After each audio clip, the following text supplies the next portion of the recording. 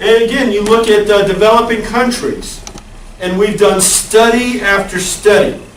And the quickest way to help developing countries, without a doubt, is to invest in their tourism. Okay? It brings money in instantaneously. And I'll use Cuba as an example. Anybody following what's going on in Cuba? It's getting ready to change really quick. Castro died just, what, a month ago, 2 months ago? And so the forecast is they're going to loosen a lot of the restrictions on who comes in and goes out of Cuba. And the people that are going to change Cuba right away are the people in the tourism industry. They're going to say, we want those American dollars, right? We want those Canadian loonies. What are my Canadians in here? They still call them loonies? We want that European currency. And of course that money comes in and gets invested and improves the lives of people. That's what tourism does. Okay? Alright. Hopefully you're enjoying this lecture.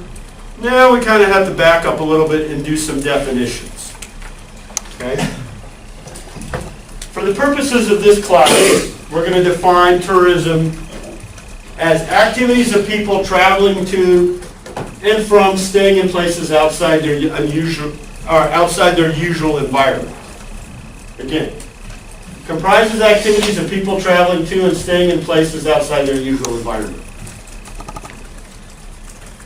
Could there be a more ambiguous definition? That is about as gray as it gets, right? You know, if we wanted to call you a tourist, how would we call you a tourist? Let's say, what's your name? Brittany. Let's say you shop at Bilo, but today you go and shop at Publix. Well, you're traveling to and staying in places outside your usual environment. Are you a tourist? Absolutely not. I think all of us would say that's ridiculous, right? Or let's say you go spend the night, outside of your apartment, maybe, at your significant others. Are you a tourist? Absolutely not. And so we have to come up with a better definition, because just about everyone can fit in this definition of tourism and not be what we traditionally think of as a tourist. Okay? So let's tighten it up a little bit.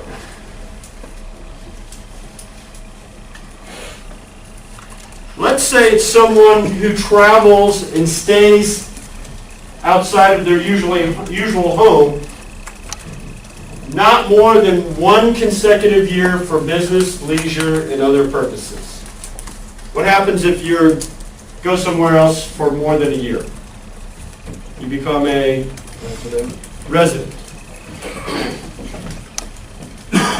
So now we're starting to say that you've got to travel for business, leisure, or other purposes. It's still kind of an ambiguous definition, but we're starting to bring it in.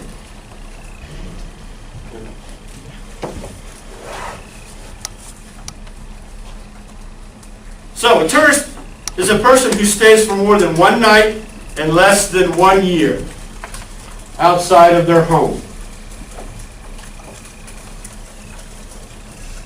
Yes, sir. When you say, I'm from New Hampshire, I go to New York, and we have our holiday and we go back, what are you? We're going to get to that in a minute, I promise. I promise I'll get to that in a minute. Now, a lot of economists have added this tag on it. And, let's say you go spend the night at your boyfriend or your girlfriend's house. So make you a tourist? They say you typically have to travel more than 30 miles from your home location.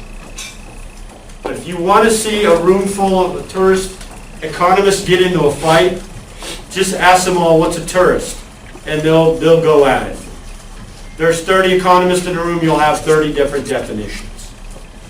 But they kind of agree that, okay, they got to be significantly away from their home. Let's just pick 30 miles. I don't know where they came up with it. They maybe drew straws or something.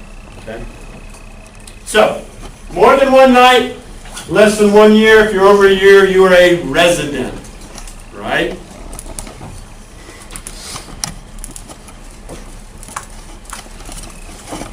A visitor. People misuse this definition all the time. For the purposes of this class, a visitor is a person who visits a country other than where they reside, not for more than 1 year. So you have to stay at least one night in a place other than your home country. You become a visitor. Has to be a country. So, all visitors are tourists, but not all tourists are visitors. Do you see that? If it's domestic, you're not a visitor. You have to go to another country to be a visitor and spend the night. If you stay within your own country, you're just a tourist. If we were to go to Canada, we'd be both a tourist and a visitor. But if we go to Atlantic City, we're just a tourist. Okay? Now you understand how people misuse this term all of the time. Now, what was your name again? Brittany. Brittany. Ask your question now. I'm from Connecticut, and New York's an hour away, so we visit the city for like a day trip, but we don't sleep there because You come back to your own bed. Yes. What are you? Anybody want to take a shot at it? Same day tourist. Yeah, but there's a specific word for it. Day trip.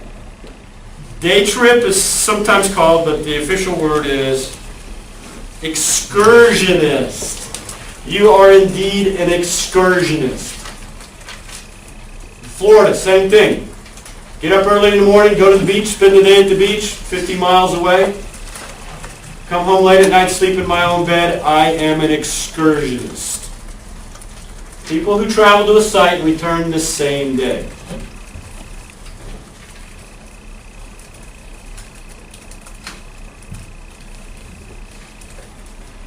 Now, in case you haven't figured it out, you're going to see these terms again. I would make sure that I was well versed in them. Okay? To answer your question, I told you I'd answer it.